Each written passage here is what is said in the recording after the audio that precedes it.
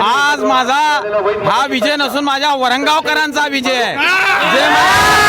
जे मला पक्षाच्या काही नेत्यांनी जे मला माझी उमेदवारी डावलली होती, माझा केसाना गळा कापला होता, आज जो विजय आहे तो वरंगावकरांनी हा इतिहास घडवलाय. एक अपक्ष माणसाला इथे निवडून दिलाय, त्याकरता केलेल्या विकास कामाच्या वर्षावर आणि जनतेने हे जे मला भरभरून दिलाय या मी वरंगावकरांचा मनापासून इथे आभारी आहे. हा विजय मी माझ्या वरंगावकरांना समर्पित करतो,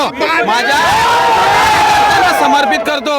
परंतु आता ही लढाई सुरू झालेली आहे, ही अन्यायाच्या विरुद्धची लढाई, ही वरणगाव मधनं हिची ठिणगी इथेच पडलेली आहे आणि मी पूर्ण महाराष्ट्रामध्ये जाणार आहे आणि जिथे जिथे अन्याय होईल, जिथे जिथे अन्याय होईल त्या अन्यायाचा बंडाचा झेंडा राहणार नाहीये. मी संपूर्ण वरंगावकरांना धन्यवाद देतो की कशासाठी माझी उमेदवारी नाकारली होती. फक्त जात नव्हती, जात पैसा नव्हता म्हणून आज माझी जी उमेदवारी आहे, आज माझा विजय हा 1 रुपया खर्च न करताना वरंगावकरांनी मला पैसे दिले. 3 अंडे जमा झाले, 3 अंड्यात पैसे आणि लोकसभागात निवडणूक लढवली आणि आज हा लोकसभागात निवडणुकीमध्ये माझा जो विजय झालेला आहे त्या विजय हा जनतेचा आहे. त्याकरता मी संपूर्ण वरंगावकरांना मनापासून धन्यवाद देणार आहे.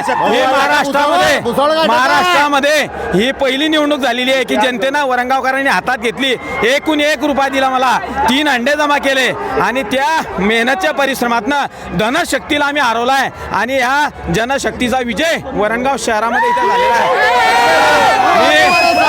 मी हा विजय परत माझ्या वरंगावकर माझ्या माया बहिणींना समर्पित करतो. माझ्या लाडक्या बहिणी जी आहे की ज्या लाडक्या बहिणींची पाणी समस्या जी सोडवली, त्या पाणी समस्या सोडवली आणि त्या भरभरून माझ्या लाडक्या बहिणीने वरंगावच्या महिलांनी जे मला मतदान केलं ते मतदान त्यांना मी मनापासून धन्यवाद देतो. माझ्या लाडक्या बहिणींना माझी आई जी आहे, माझी आई आज जरी पराभूत झाली असली तरी आज माझा जो विजय आहे तो विजय मी आईच्या चरणी सुद्धा वरंगावकरांच्या आणि आईच्या चरणी त्याकरता विजय हा विजय असतो. आज एवढा मोठा विजय जो आहे, आज ही खऱ्या अर्थानं ज्या नेत्यांनी माझी तिकीट कापलं होतं आज ते उस्तीमध्ये रडतील, उस्ती घेऊन